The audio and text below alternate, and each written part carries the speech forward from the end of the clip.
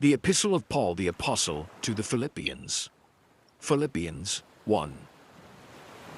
Paul and Timotheus, the servants of Jesus Christ, to all the saints in Christ Jesus which are at Philippi, with the bishops and deacons.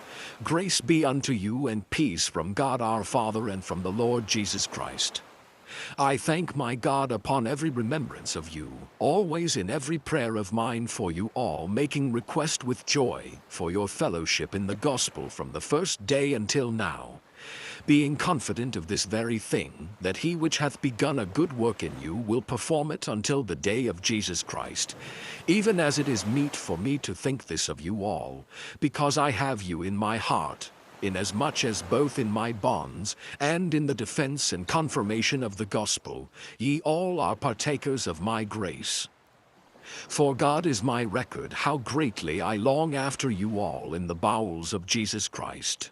And this I pray, that your love may abound yet more and more in knowledge and in all judgment, that ye may approve things that are excellent, that ye may be sincere and without offense till the day of Christ, being filled with the fruits of righteousness which are by Jesus Christ unto the glory and praise of God.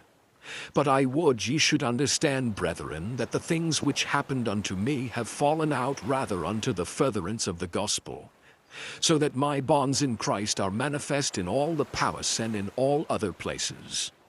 And many of the brethren in the Lord, waxing confident by my bonds, are much more bold to speak the word without fear. Some indeed preach Christ even of envy and strife, and some also of good will.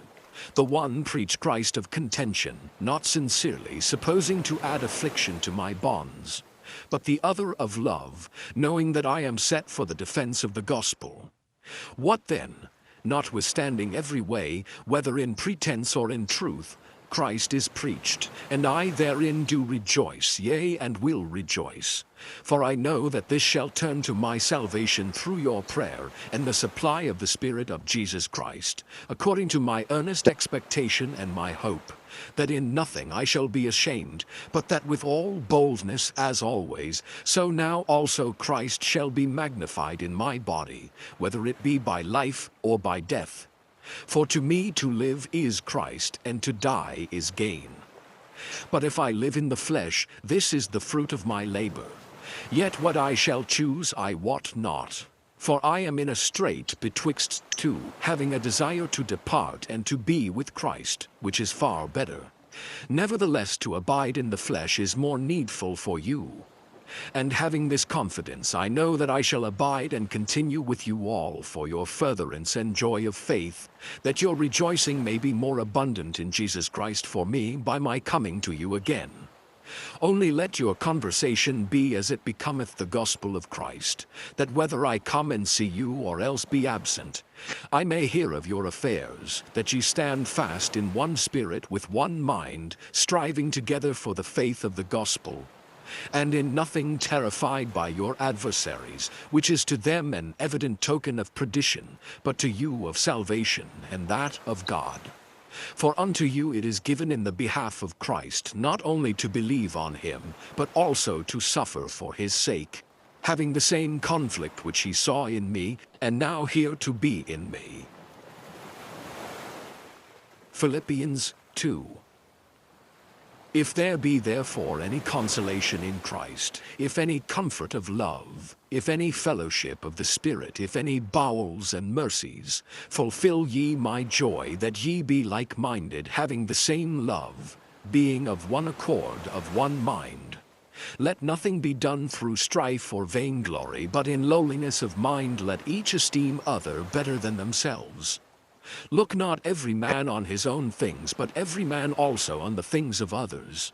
Let this mind be in you, which was also in Christ Jesus, who being in the form of God thought it not robbery to be equal with God, but made himself of no reputation, and took upon him the form of a servant, and was made in the likeness of men. And being found in fashion as a man, he humbled himself, and became obedient unto death, even the death of the cross. Wherefore God also hath highly exalted him, and given him a name which is above every name, that at the name of Jesus every knee should bow, of things in heaven and things in earth and things under the earth, and that every tongue should confess that Jesus Christ is Lord, to the glory of God the Father. Wherefore, my beloved, as ye have always obeyed, not as in my presence only, but now much more in my absence, work out your own salvation with fear and trembling. For it is God which worketh in you, both to will and to do of his good pleasure. Do all things without murmurings and disputings, that ye may be blameless and harmless, the sons of God, without rebuke, in the midst of a crooked and perverse nation, among whom ye shine as lights in the world, holding forth the word of life, that I may rejoice in the day of Christ, that I have not run in vain, neither labored in vain. Yea, and if I be offered upon the sacrifice and service of your faith, I joy and rejoice with you all. For the same cause also do ye joy and rejoice with me. But I trust in the Lord Jesus to send Timothy as shortly unto you, that I also may be of good comfort when I know your state. For I have no man like-minded who will naturally care for your state. For all seek their own, not the things which are Jesus Christ's. But ye know the proof of him, that as a son with the Father he hath served with me in the gospel. Him therefore I hope to send presently, so soon as I shall see how it will go with me. But I trust in the Lord that I also myself shall come shortly. Yet I supposed it necessary to send to you Epaphroditus, my brother and companion in labor, and fellow soldier, but your messenger, and he that ministered to my wants. For he longed after you all, and was. Philippians 3. Finally, my brethren, rejoice in the Lord. To write the same things to you, to me indeed is not grievous, but for you it is safe. Beware of dogs, beware of evil workers, beware of the concision. For we are the circumcision which worship God in the Spirit, and rejoice in Christ Jesus, and have no confidence in the flesh. Though I might also have confidence in the flesh, if any other man thinketh that he hath whereof he might trust in the flesh, I more. Circumcised the 8th day, of the stock of Israel, of the tribe of Benjamin, and Hebrew of the Hebrews, as touching the law, a Pharisee, concerning zeal, persecuting the church, touching the righteousness which is in the law, blameless. But what things were gain to me, those I counted loss for Christ. Yea, doubtless, and I count all things but loss for the excellency of the knowledge of Christ Jesus my Lord, for whom I have suffered the loss of all things, and do count them but dung, that I may win Christ, and be found in him, not having mine own righteousness which is of the law, but that which is through the faith of Christ, the righteousness which is of God by faith, that I may know him in the power of his resurrection and the fellowship of his sufferings, being made conformable unto his death, if by any means I might attain unto the resurrection of the dead.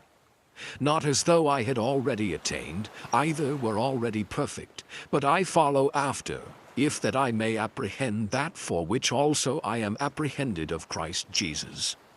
Brethren, I count not myself to have apprehended, but this one thing I do, forgetting those things which are behind, and reaching forth unto those things which are before. I press toward the mark for the prize of the high calling of God in Christ Jesus. Let us therefore, as many as be perfect, be thus minded. And if in anything ye be otherwise minded, God shall reveal even this unto you. Nevertheless, whereto we have already attained, let us walk by the same rule, let us mind the same thing. Brethren, be followers together of me, and mark them which walk so, as ye have us for an ensample. For many walk, of whom I have told you often, and now tell you even weeping, that they are the enemies of the cross of Christ, whose end is destruction, whose God is their belly, and whose glory is in their shame, who mind earthly things. For our conversation is in heaven, from whence also we look for the Savior, the Lord Jesus Christ, who shall change our vile body, that it may be fashioned like unto his glorious body, according to the working whereby he is able even to subdue all things unto himself. Philippians 4. Therefore, my brethren, dearly beloved and longed for, my joy and crown, so stand fast in the Lord, my dearly beloved. I beseech Euodias and beseech Syntyche, that they be of the same mind in the Lord. And I entreat thee also, true yokefellow, help those women which labored with me in the gospel, with Clement also, and with other my fellow laborers whose names are in the book of life. Rejoice in the Lord always, and again I say, rejoice.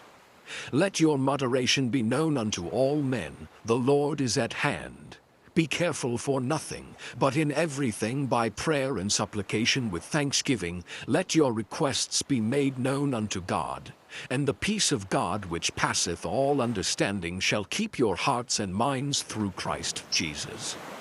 Finally, brethren, whatsoever things are true, whatsoever things are honest, whatsoever things are just, whatsoever things are pure, whatsoever things are lovely, whatsoever things are of good report, if there be any virtue and if there be any praise, think on these things.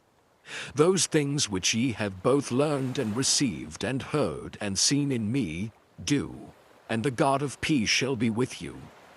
But I rejoiced in the Lord greatly that now at the last your care of me hath flourished again, wherein ye were also careful, but ye lacked opportunity.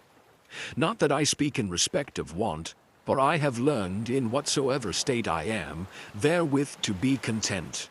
I know both how to be abased and I know how to abound. Everywhere and in all things I am instructed both to be full and to be hungry, both to abound and to suffer need. I can do all things through Christ which strengtheneth me. Notwithstanding ye have well done that ye did communicate with my affliction.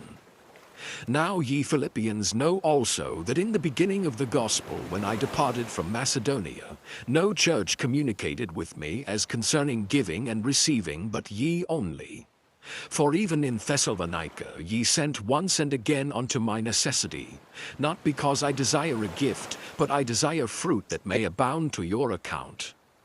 But I have all and abound. I am full, having received of Epaphroditus the things which were sent from you, an odor of a sweet smell, a sacrifice acceptable, well-pleasing to God. But my God shall supply all your need according to his riches in glory by Christ Jesus. Now unto God and our Father be glory forever and ever. Amen. Salute every saint in Christ Jesus. The brethren which are with me greet you. All the saints salute you, chiefly they that are of Caesar's household. The grace of our Lord Jesus Christ be with you all. Amen. This letter is concluded.